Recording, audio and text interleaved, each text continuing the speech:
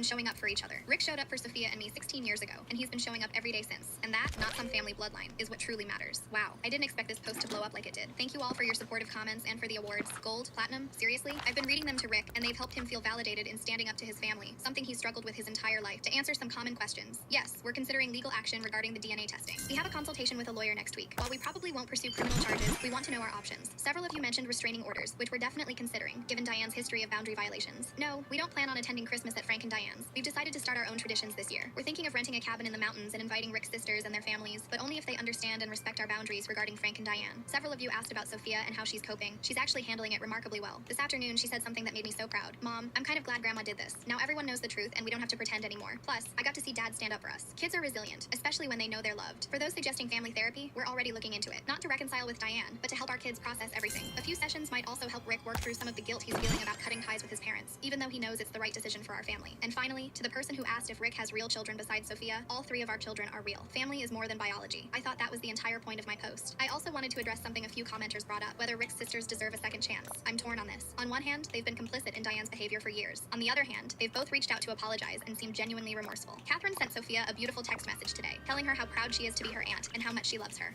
Jennifer has invited Sophia to stay with her for a weekend in the city next month to attend a Broadway show, something they'd been planning for months. So for now, we're cautiously maintaining those relationships while establishing clear boundaries. Many of you asked what kind of grandmother would DNA test her grandchildren without permission. I wish I had a logical answer, but I don't. Diane has always been controlling and status conscious. I think in her mind, the right family name carried some kind of special significance that must be protected. It's ridiculous, of course. They're upper middle class suburbanites, not royalty. But in Diane's world, appearances are everything. And Sophia has always been a visible reminder that her perfect son made choices she didn't approve of. What's ironic is that if Diane had simply accepted Sophia from the beginning, we probably would have told her the truth years ago. But she showed us who she was through her behavior, and we protected our daughter accordingly. I don't regret that for a second. Thank you all for the support and advice. It means more than you know to feel validated after years of doubting myself in the face of Diane's manipulations. I'll update again after we speak with the lawyer. Edit, gold, platinum, nice thank you, kind strangers. Never thought my family drama would earn me Reddit awards, but here we are. Life is strange sometimes. Edit 2. To clarify for those asking, yes, Sophia knows everything about her biological father, including his passing. We've always been honest with her in age-appropriate ways. She's been in therapy since we... Looking for a cozy, relaxing simulation game you can just enjoy? This game is exactly that, designed for you to unwind.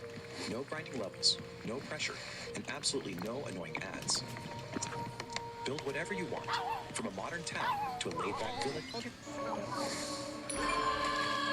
The full story at 13, and her therapist says she's processing it all in a healthy way. Sophia actually said yesterday that she's grateful to have a dad like Rick, who chose to love her rather than being stuck with a biological father who was abusive. Edit 3. A few people have asked why we didn't tell Rick's family the truth from the beginning. Honestly, we considered it many times over the years, but every time Diane made one of her jokes about Sophia looking different or not being a real right, it reinforced our decision to keep the information private. We were protecting Sophia from exactly the kind of reaction that ended up happening anyway. The difference is that now she's old enough to understand and process it, rather than growing up feeling less than because of something beyond her control. Final edit. I've read every single comment, all 3.7 thousand of them. Wow, and I'm overwhelmed by the support. For those concerned about the legality of DNA testing minors without consent, it varies by state, but in many places, it falls under laws regarding unauthorized genetic testing or invasion of privacy. We've spoken with a lawyer who confirmed we have grounds for action, but we're still deciding if we want to put the kids through that process. For now, we're focusing on healing as a family and establishing new boundaries with Rick's relatives. Many of you have shared your own stories of family estrangement or complex family dynamics, and they've been both comforting and illuminating. It helps to know we're not alone in choosing family peace over family obligation. Thanks again, Reddit. You've given me strength I didn't know I needed. My MIL secretly DNA tested my kids, then announced at Thanksgiving that my oldest isn't really his. She expected my husband to be shocked. He said,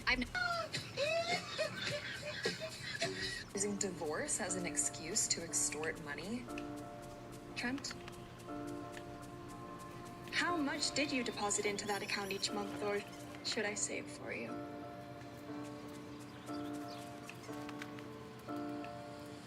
Fine. 2,000. Those were shared marital expenses. Are you really gonna nickel and dime everything? Trent contributed too. Oh, we contributed all right. To you. What the hell is that?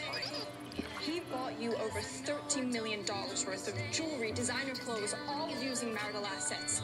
Shouldn't you return them? That was my hard-earned money. It was just gifts between friends. Your company only profited because of Quinn's Nightshade AI technology. Orders. You're also gifting my parents' heirloom, the Emerald Heart, to your friend.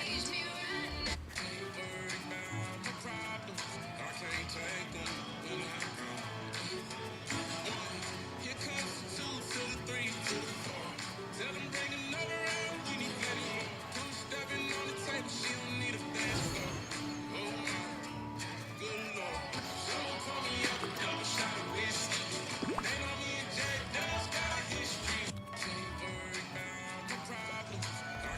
a spicy pic of myself as my BS wallpaper to see his reaction.